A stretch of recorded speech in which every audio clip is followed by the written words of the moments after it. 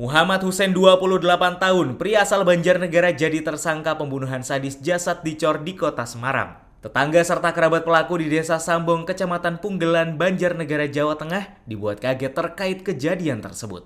Mereka tak menyangka, Hussein yang bekerja di depot air isi ulang di Semarang itu jadi pelaku pembunuhan keji terhadap bosnya sendiri.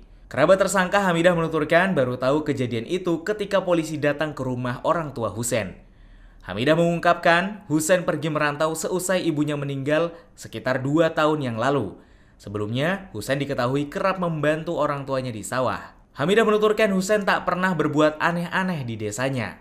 Hal yang sama disampaikan tetangga lainnya, Fitriani. Ia mengklaim kaget mengetahui Hussein jadi tersangka pembunuhan keji itu. Sedangkan ayah pelaku Hussein, Narsid, tak berkomentar terkait penetapan anaknya sebagai tersangka pembunuhan.